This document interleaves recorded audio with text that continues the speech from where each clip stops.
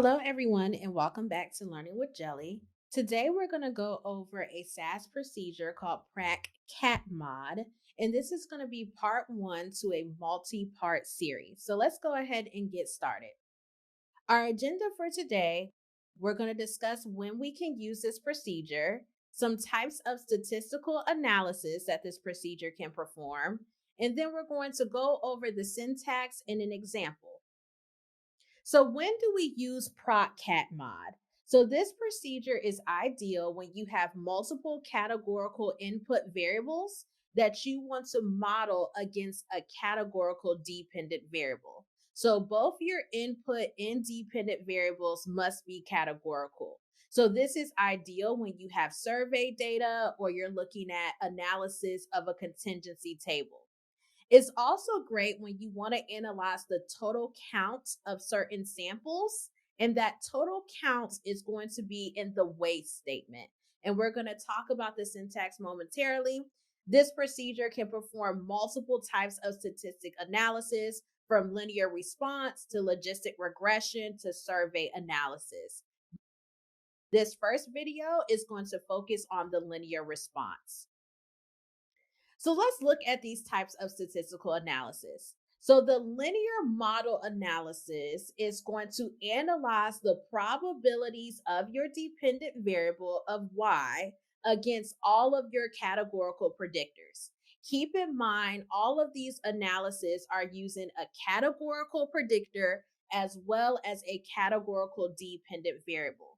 We also have log linear analysis where you're going to utilize that maximum likelihood to get predicted cell frequencies. There's logistic regression when you have a binary dependent variable. Keep in mind with logistic regression, PROC CATMOD is only ideal when you have categorical inputs and categorical dependent variables.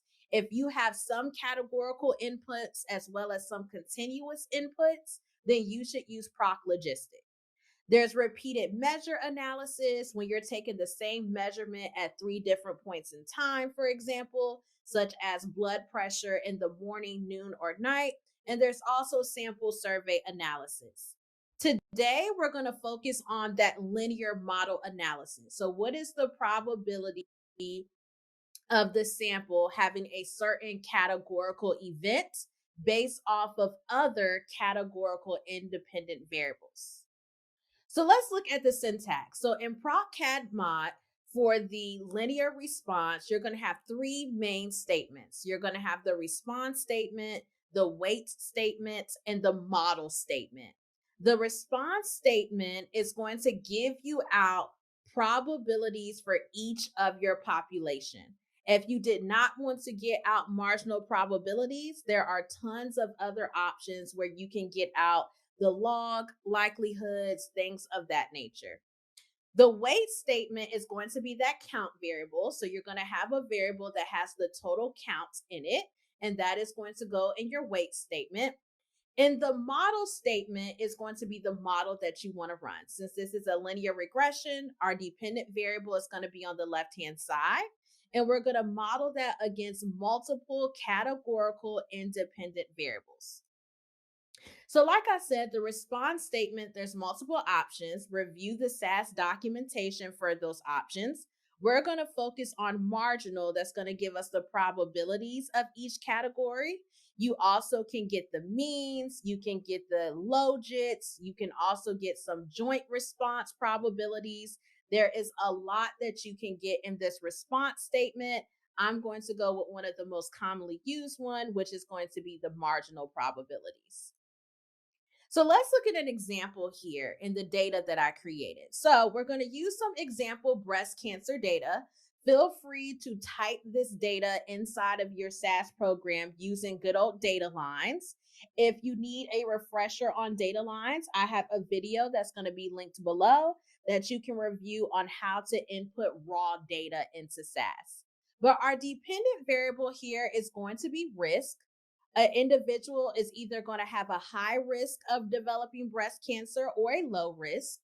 The independent variables that we're going to utilize is annual checkup. So did they receive their annual checkup? Yes or no? and then it's going to be their gender, male or female. Keep in mind that this trailing at that we see at the ends of the input statement means hold that line. So since I have multiple things on the same line, I'm going to just do the trailing at to hold that observation. So once we create our data or you input your raw data, you can perform the PROC CATMOD procedure. So in this case, I have data equal to the name of my data set, which is breast cancer. The response that I want to do is those predicted probabilities. So I'm going to do marginal. The weight is the counts column that I have. And then I'm going to model the Y, which is risk, low versus high. And I'm going to set that equal to my two categorical variables. If they received an annual checkup in their gender, I have a tidal hill cross saturated model because it's also going to be able to model the interaction between annual checkup and gender as well. So now let's look at the output. So on the top right-hand side, you see the population profiles. So I have 4 samples with population profiles. They either did not have a checkup and are female, they didn't have a checkup and they're male, or they did have a checkup and they're female, or they did have a checkup and they're male. So all of these are the population profiles. Based off of these population profiles, I have their probabilities. So 1 for my response profile is going to be high, and 2 is going to be low. So for sample 1, which is a female who didn't receive an annual checkup, they are more likely to be at high risk for breast cancer than they are to be at low risk for breast cancer. For sample 2, which is a male who also didn't receive an annual checkup, they too are more likely to be high risk for developing breast cancer versus being low risk. It also gets you out the p-value. So we see here, since the p-value is super, super, super small, based off of a threshold of 0.05, that annual checkup is significant in predicting whether or not someone would be at high risk or low risk for breast cancer. So let's actually go into SAS right now and look how to code this. As I mentioned, you can put in data lines, so you don't have to type in all these data lines. You can play around with the count as well. You can do different categorical variables if you choose, but I'm creating a data set called breast cancer, and I'm putting in my variables. So risk is a categorical variable. That's why it has the $sign. Annual checkup, gender, and I'm also putting in the counts, okay? So we see here for what I have highlighted, I have low risk.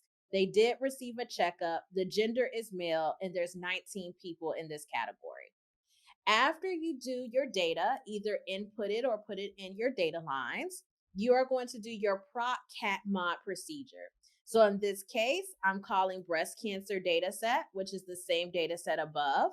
I'm using my predicted probability, so I'm going to call marginals. The weight is going to be the counts that I have. I also call that variable count. And I'm going to model the risk, low and high, versus the 2 categorical variables of annual checkup and gender. So let's go ahead and run this. Okay. And here I get the population profiles that we saw on the slide deck.